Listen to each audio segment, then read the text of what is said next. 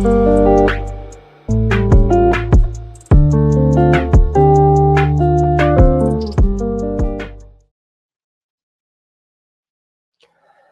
สงคา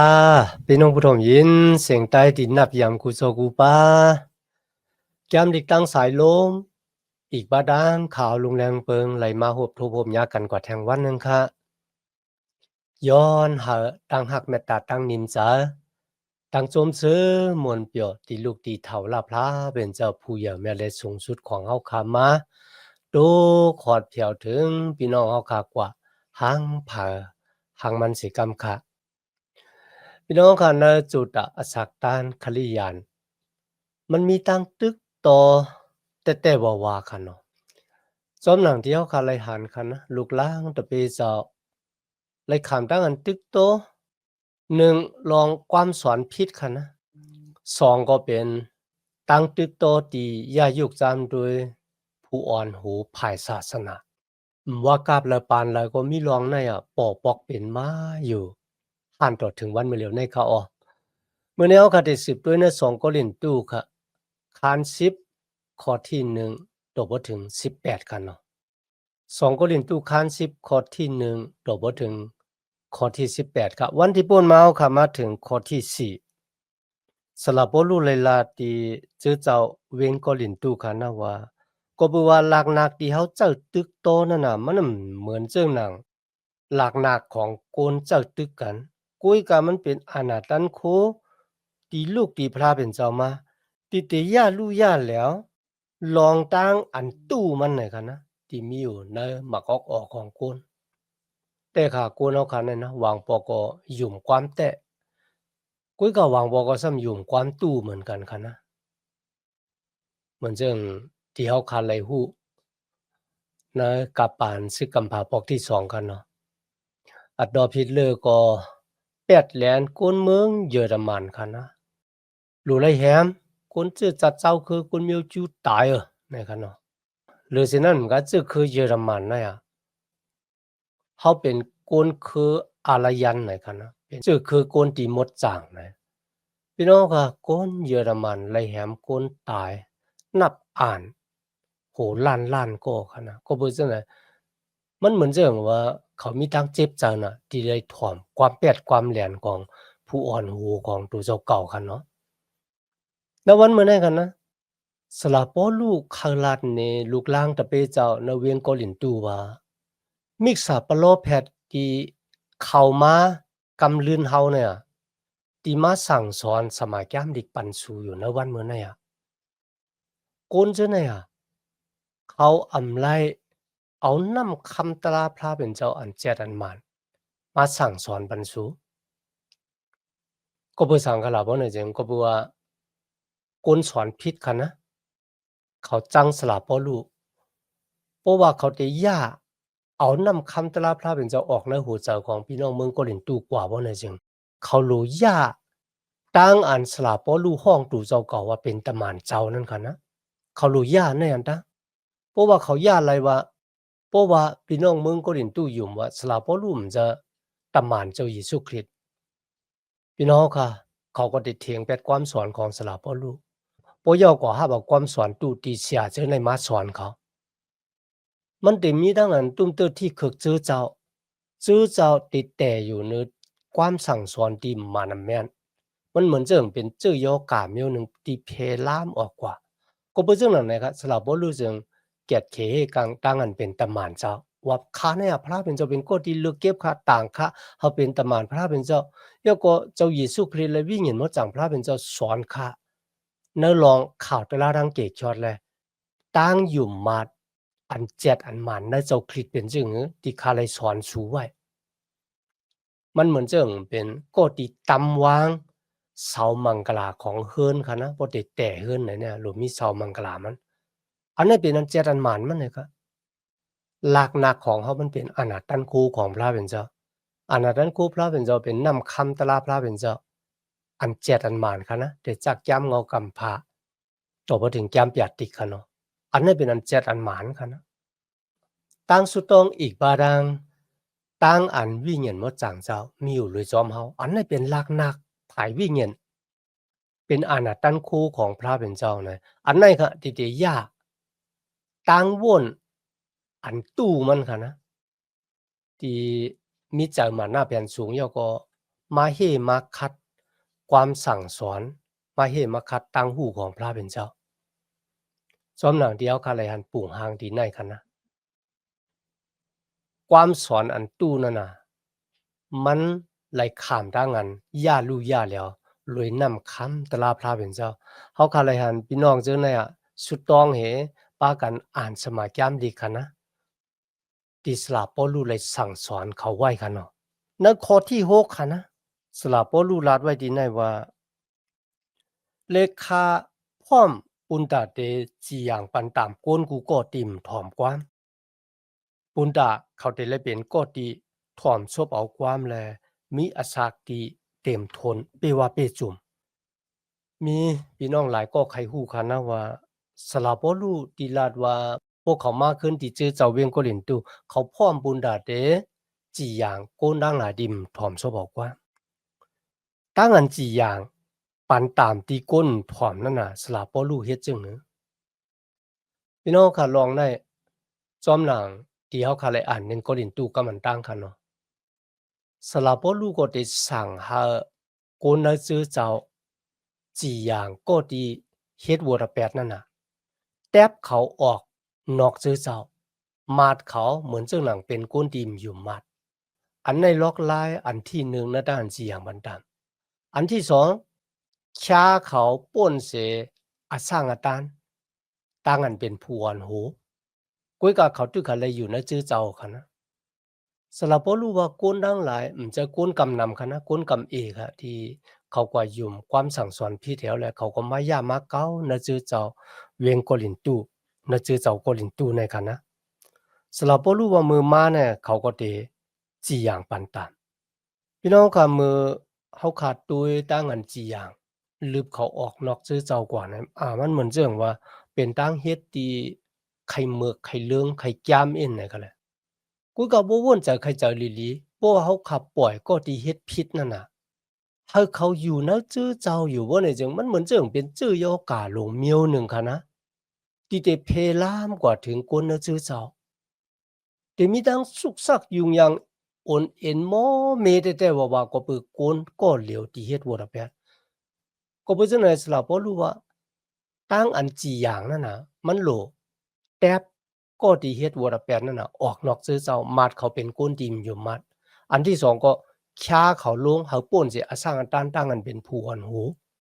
อันนั้นก็สลับบ่รู้เพราะว่าเขามาที่เมืองเกาหลีตู่ว่าไหนจังเขาพร้อมบุญดาได้จีอย่างจังนั้นนะก็บ่สังขารว่าไหนจังบ่ปล่อยไว้ค่ะนะวันหนึ่งเมื่อเขากวาดจุกอยู่ต่อหน้าพระเป็นเจ้าเขาฮู้ตัวว่าที่เขาเฮ็ดนั่นมันผิดอะเนี่ยแล้วขิงนั่นน่ะมันสร้างหนองตาตั้งผิดหลายแล้วครับมันตกลื่นแบด ก็บ่จั่งใดเนาะขิงในจี้นี่เขาให้เขาฮู้ว่าตั้งเฮ็ดที่สูเฮ็ดบ่ระแปดต่อพระเป็นเจ้าเนี่ยเอามาเป็นความสั่งสอนก็เจ้าอีสังก็เจ้าที่สุตึกเฮ็ดอยู่เนี่ยมันเป็นบ่ระแปดสูโลเลยน้องตาดังพิษสูโลเลยคุกจะไลไม่เจ้าบ่ระแปดนั่นแหละเพราะว่าเขาฮู้ตัวเจ้าเก่าเจ้าก็คุกจะไลไม่เจ้าบ่ระแปดนะขิงในเขานะมันก็หลีเสวันที่เขากวาดจุกอยู่ต่อหน้าพระเป็นเจ้าเจ้าจังไกคุกจะไลไม่เจ้าบ่ระแปดเจ้าแต่ครับพี่น้องค่ะ หรือฉะนั้นมันก็กันนะการจีอย่างแต่ละตั้งกันแตบตัดเนี่ยมันจะลูกที่ตั้งวนโกนมามันลูกที่ตั้งวนเผอขนาดเนี่ยพี่น้องก็อ่านนะมาแถกขั้น18สลับโปรู้ลัดว่าโปโกน2ก็มีรองมีตั้งต่อกันเนี่ยหา2ก็กว่าอูบกันพออูบกันเนี่ยก็ที่เฮ็ดผิดเนี่ยหนองตาตั้งผิดเนี่ยปาโกนแทงก็ของปุ่นได้เป็นก็ที่ขำซักเสกว่าจู้เขาก็บ่ไปหนองตาตั้งผิดแท้บ่ยอป้าเขากว่าเนื้อซื่อเจ้าเขาซื่อเจ้าจีหยัง โป๊เขาคุกจะไล่ไม่จากวุระแปดก็เขาแตบเขาออกนอกจื้อเจ้าพี่น้องคะในก็ปุนดักเขาตีคุกจะไล่ไม่จากวุระแปดว่าด้วยรู้โปเฮ็ดวุระแปดโปมีดังพิษเนี่ยตีเขาจื้อเจ้าก็เปิ้นนำบันเขาย่อก็เนี่ยเพราะว่าตีเขาเมืองกลางหาวค่ะรู้มันก็ซ้ำแค้นตีหยาบเลยสิตั้งอันเขาจื้อเจ้าแทงมันก่อนทีนั้นค่ะเป็นด้านฟังสติปันสติว่าโหลไล่หนองต้าตั้งพิษโปเฮ็ดพิษ หลู่ไล่คุกจะไล่ไม่จะวูระเบียก็เพราะฉะนั้นตั้งอันจีอย่างปันตามนั่นน่ะมันจะเป็นตั้งหมึกเรื่องมันจะเป็นตั้งจามกุ้ยก็เป็นตั้งจอยเขาขึ้นไหวนามาหาพระเป็นเจ้าปุณตาเตเลยมีปุณมีส่วนในเมืองกัดเย็นแคมสาคันเนาะในข้อที่7คันนะพี่น้องเมืองโกรินตูว่าคนที่มาสอนเฮานั่นน่ะเขาก็เป็นของจุยสู้เหมือนกันเนี่ยสลาปอลูก็แล้วข้าก็เป็นของจุยสู้เหมือนกันในกันนะที่แท้เขาเลยหันจุยสู้รู้ก่อนคันเนาะในข้อที่8ครับสลาปอลูลาดว่าพระเป็นเจ้าต่างค่าเขาเป็นตำมานเจ้าข้าเลยหับอาณาดีพระเป็นเจ้ามาเขามั่นใจกันนะเขาเลยหับอาณาที่พระเป็นเจ้ามากุ้ยกับอาณาที่เขามีอยู่นั้นน่ะมันใจบุญตาเดย่าลู่ย่าแล้วพี่น้องเมืองโกรินตูกุ้ยกับปุณตาเดว่นเมเขาปุณตาเดจอยเขาให้ขึ้นอย่านาดังอยู่มัดนาดังจับจอมหอมไปเจ้าเยซูคริสต์พี่น้องกันในวันเหมือนในคันนะเสียอุบเจอเจ้าเป็นก็ที่มีอาณาในเจอเจ้าเขาเจ้าคันนะกุ้ยกับวางปอกค่ะเสียอุบเจอเจ้าก็บ่ใครเจ้าอาณาที่เขามีค่ะนะหมูมีคนเฮ็ดผิดนะเจอเจ้านะพี่น้องค่ะเขาบ่ใครกว่าฟังสติปันสติก็บางคนก็นั่นแต่เฮ็ดผิดลองกามมาตนากิเลสะลองเงินลองคำลองอีสังกะเย้าค่ะเขาได้หมกว่ามันเหมือนจะว่าเจอเจ้าเฮาเนี่ยเฮาเลยรับกุ่งเกจูของพระเป็นเจ้านำน่ะที่เฮารอดก็เฮารอดเลยกุ่งเกจูก้วยเนี่ยเผาเฮ็ดบ่ดาแปดกะเย้ามันน่ะเสียอุบจื้อเจ้าวางป้ามหัดฟังสติปันสติหั่นนะหัดจีอะก็บ่สังค่ะก็เบื่อกูเปิ้นเถงแบบกูเปิ้นหาบขามเขาที่แท้ครับพี่น้องค่ะเสียอุบจื้อเจ้ากูป้าเนี่ยมีเสียป้าเหรอคะนะที่เคยเป็นเหมือนจังหนังกวนหายในเงาโต่งหั่นนะในเงาโต่งเนี่ยมันได้มีมังสาย่อได้มีกวนหายค่ะเนาะเสียอุบจื้อเจ้ากำนำก็เคยเป็นมังสานั่นค่ะนะเขาให้เปิ้นเจือกเขาให้เปิ้นหาบกุยก็บ่ว่าเฮาปล่อยไว้ พระเป็นเจ้าปันอาณาที่เฮาบ่เฮาเจ้าบ่ไหนจังพี่น้องค่ะตั้งสุกสักเดปอบอกเป็นมาเนอจื้อเจ้านั่นน่ะก็บ่ว่าเฮาปล่อยคนที่เฮ็ดผิดคนที่อยู่ในศีลธรรมของพระเป็นเจ้าเข้ามาล้อเล่กันต่างคนเนอจื้อเจ้ากำนึงสุดคนเนอจื้อเจ้าว่าจังว่ามันเฮ็ดไรเฮาก็เฮ็ดไรอะเนี่ยมันเฮ็ดอันนั้นไรเฮาก็เฮ็ดไรเฮ็ดอันนั้นไรเฮาก็เฮ็ดไรอะน่ะพี่น้องค่ะ ตั้งอันเฮาเป็นกฎที่มีอาณาเย้าอันเจ้าอาณานั่นน่ะปุณตะเดลุ่มลาเจอเจ้าของพระเป็นเจ้าเฮาหมดจังข่าวซะอันนั้นก็เป็นทางพี่เท่าเหมือนกันค่ะนะก็เพราะฉะนั้นสลาปอรู้ลัดว่าพระเป็นเจ้าปันอาณาติคะก้อยหน้าปุณตะเดบ่นเมสูจะปุณตะเดย่ายุกสูนะคะตั้งอันสลาปอรู้ได้เจ้าอาณาเนี่ยค่ะนะมันจะคุกจะแลเกียวส่วนตัวของตัวเจ้าเก่า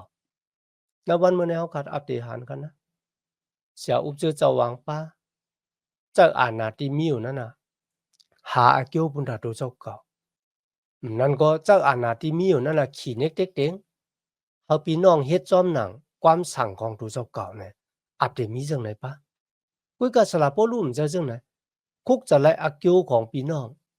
ให้เขาไล่แต่อยู่ในความสอนที่หมานแม่นซีซะอาศักลิบมีตั้งกำจ้างที่หมานแม่นซีซะเจ้าก็ไล่หันอาเกียวพรดีมังกลาที่ลูกที่พระเป็นเจ้ามาก็บ่จังไหนกะสละโปลู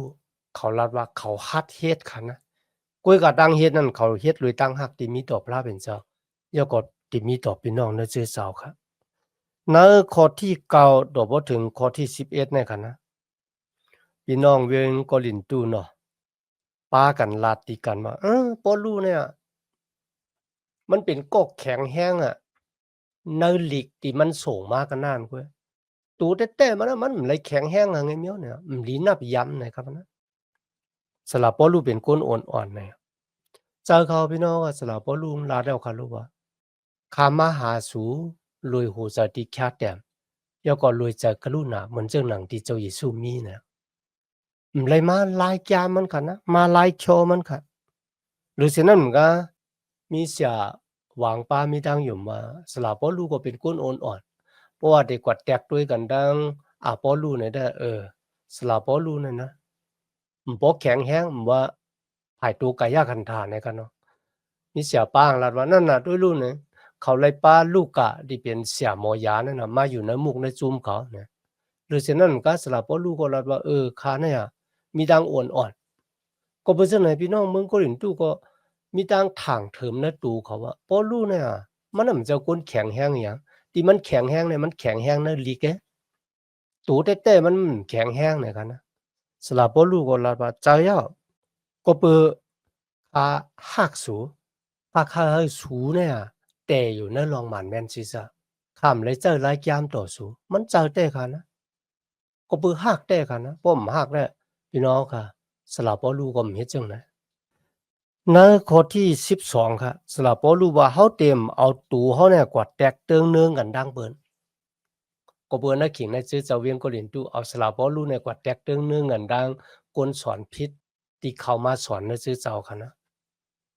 ก้นเจ้าเนี่ยลีถ่อเมอเขาสอนแค่เมอด้วยเนี่ยเขาเป็นก้นมักมีลีเป็นปุ่งห้างเขาก็มันจีเซอร์น่ะนะตั้งอันเฮ็ดทางเฮ็ดผางเนี่ยสลับบ่รู้ว่าเฮาเอาตูเฮาเนี่ยกวาดแตกกันนางเปิ้นพี่น้องค่ะแก้งกวนเฮาค่ะเนี่ยก็เขาใกล้เอาน้ำกัดตั้งแขนที่ตัวเจ้าเก่ามีเนี่ยกวาดแตกกันตั้งก้นดีมีน้ำกัดตั้งแขนเหมือนเฮา เขาได้มากวาดแตกกันตั้งนำกระตั้งแขนที่เขามีกันนะปู่หมาก็หมอเฮ็ดเขาเฮ็ดพักกันนะแทงก็ห้ามหมอเฮ็ดความเนี่ยก็ที่หมอเฮ็ดความก็ที่กวาดแตกกันตั้งคนที่หมอเฮ็ดเขาเฮ็ดพักเนี่ยจะกวาดแตกกันตั้งนำกระตั้งแขนของคนที่หมอเฮ็ดเขาเฮ็ดพักมันได้กวาดแตกกันตั้งคนนั้นก็นั่นดัดว่าคนก็เนี่ยหมอห้องความเหมือนเขาคนก็เนี่ยหมอเลียดติ่งเหมือนเขาเนี่ยแต่เอานำกัดที่ตัวเจ้าก็มีกวาดแตกกันตั้งเปิ้นติ่มมี ก็เพราะฉะนั้นสลับบ่รู้ว่าเฮามันจะเรื่องนั้นไหนกันนะพี่น้องครับเพราะว่าเฮาเอาน้ำกัดก็เพื่อสังขลาดเนี่ยก็เพราะว่าคนกูก็มีน้ำกัดตั้งแขนหั้งผางมันครับก็ที่หมอเฮ็ดพักมันหมอห้องกว้างกุยกับมันเฮ็ดพักแคมป์นะก็ที่หมอห้องกว้างมันซ้ำหมอเฮ็ดพักแล้วก็เพราะฉะนั้นก็เราก็มีน้ำกัดหั้งผางมันอะนะสลับบ่รู้ว่าเฮามันแตกกันดังเบิ่นน่ะครับในข้อที่13ค่ะนะ เฮาฮู้จักตีเติกของเฮาหน่อยกันนะฮู้จักว่าตัวเจ้าเก่ามีตีเติกจั่งหนังหือเฮาเป็นก็ตีหวานจื้อพันเม็ดพันบ่รู้เป็นคนโหดนำมันพระเป็นเจ้าซ้ำเป็นก็ตีเฮ็ดให้มันใหญ่ขึ้นสูงขึ้นมา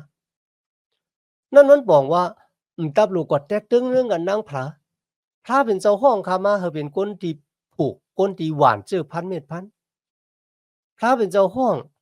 บ่รู้มาเฮาเป็นก็ที่โหดนำมัน กุยกะก้นดีหวานและก้นฮดน้ำเนี่ยหมอเฮ็ดให้เจอพันเม็ดพันนั่นอย่างมาผู้ที่เฮ็ดให้เจอพันเม็ดพันอย่างมานั่นเป็นพระเป็นเจ้า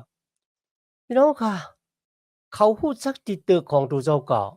เขามกว่าแตกกันค่ะนะหรือฉะนั้นมันก็เขามกว่าสิกว่านี้ว่าสูลีเฮาหญ้าไม่สูเฮาแก่ให้สูหญ้าไม่เฮาเนี่ยเขามเลยว่าจังนั้นน่ะแล้ววันมื้อนี้ก็เหมือนกันครับนะจื้อเจ้าค่ะนะ เฮาคำดับโหลเอาตัวเฮากว่าแตกตึงหนึ่งอันนังเบิ่นเจ้าก็เฮาโหลฮู้จักติดตึกของตัวเจ้าเก่าว่าตัวเจ้าเก่ามีสู้เกจวนล่ะเจ้าก็เจ้าสู้เกจวนนั่นค่ะพระเป็นเจ้าติเฮ็ดให้สู้เกจวนนั่นน่ะมีเกี่ยวพรดีมังกลามาในข้อที่14ถึง15ค่ะนะสลับบ่รู้ว่ามันก็มันจะตั้งสำตั้งกว้างก่อนนะเนี่ยข้าข้าลาดนี่สูว่าข้าเป็นก็ที่ป้าข่าวตะลาดังเกกชอด มาฮอดแผ่วถึงจื้อเจ้าเมืองโกลินตู่อ่อนตังปกติราชสีก็เหมือนเรื่องว่าณวันมื้อนั้นที่สุมีตังอยู่มันนะจุอีสุเนี่ยก็ปึกขากุยเนี่ยปกติว่าจังไหนก็ไล่กันนะกุยก็สลับบ่รู้ใจว่าเขายุกยองตู่เจ้าเก่าหรือฉะนั้นก็ทั้งอันสลับบ่รู้เกียรติเขเฮกังอะช่างอะตันตังเป็นตะหมานเจ้าในกันนะมันเป็นบุญตาอากิวของพี่น้องเมืองโกลินตู่ มันจะตั้งอันฮอหมอกลัดตะลาดังเกกชอดคันนะสลับบ่รู้จึงลัดว่ามันเหมือนเจิงเป็นตั้งเงือ ก็เบิ่มันจะตั้งอันเอาข่าวตะลาดังเกะขอดตกขอดเพียวถึงเปิ้นสละบ่รู้ฮู้ตัวเจ้าก็ว่าพระเป็นเจ้านะ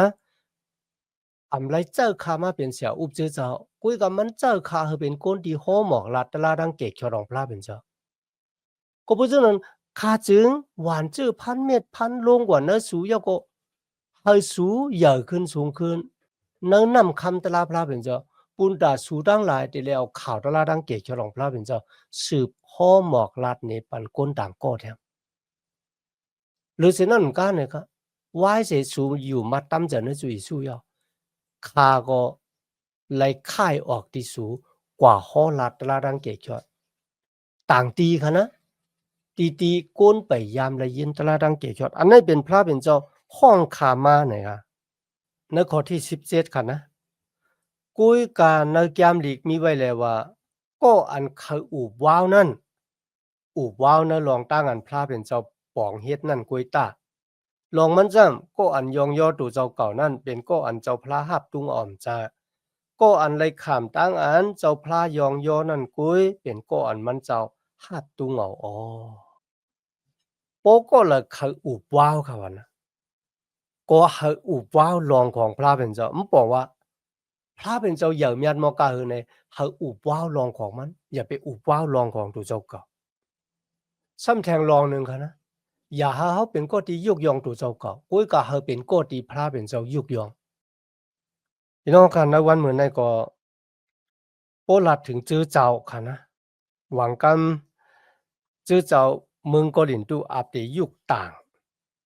คนที่มีสร้างอัตราสูงห้าคนที่มักมีหลีเปลี่ยนห้าเนี่ยเขาเป็นผู้อ่อนโหภายวิญญาณกุยกับคนจื้อไหนพระเป็นเจ้าและยุกยองเขาในวันเหมือนในมีแต่ค่ะนะเมื่อมีคนอยู่มาจุยสู้มาหมอกเฮปีนั่นนะคะแหละคนจื้อเนี่ยไปมีตังป่องแจงแรงสารนลองภายวิญญาณค่ะนะก็เปิดอ่อนตั้งแต่มาอยู่จุยสู้เขาย่ำเป็นผู้ทรงผู้เฮงหวังก็เป็นคนมักมีหลีเป็นนะเพราะยอดจื้อเจ้าก็ป้ากันต่างเขาเขาอุบทิ้งปันทะเขาสักทีก็เนี่ยเป็นก็ที่ทิ้งพันตานะจื้อเจ้าแทงก็เขาเป็นผู้อ่อนโหนะจื้อเจ้าเนี่ยพี่น้องค่ะคนจื้อเนี่ยเป็นมีตังป่องแจงแรงสารนลองภายวิญญาณกำลังชุดเขาก็จะล็อกไล่ของโลกาในมาอุปเปิงจื้อเจ้าจื้อเจ้าของพระเป็นเจ้าก็สุกซักโอนเอ็นโมเมลงกว่าก็เพราะฉะนั้นนะวันมันในเขาขลุ่ไว้สติเนี่ยครับนะเพราะว่าเขาแต่ยุกยองพลาเนี่ยเขาหลุและยุกยองก็ตีพระเป็นเจ้ายุกยองกุยกะเจ้าเจ้าเวียงก็เรียนตู้มจะเรื่องนั้นครับเขายุกยองจอมหนังตีเขาหันนำกัดตังแขนของคุณก็นั่นเสียแล้วเขายุกยองก็เพราะฉะนั้นนะวันมันนั่นก็ตีพระเป็นเจ้ายุกยองนั้นเขาขลุ่ยุกยองปุ่นตาเขาเดมีแหงจากนั้นตั้งหับท่ามนาการพระเป็นเจ้ากว่ามีดังนั้นต่างเกจูพระเป็นเจ้ายันนะฮะที่มาเห็นแกมดีกว่าจอมกันตบสุดในวันเหมือนในค่ะนะย้อนหาดังหักเมตตาตั้งนิมสาตั้งโจมเสือมนเปียดที่ลูกดีเถาลาพระเป็นเจ้าเขาขามาแต่อยู่นะหูเจ้าเขาขากว่าหังผาหังมันเสกามขามาสุงคา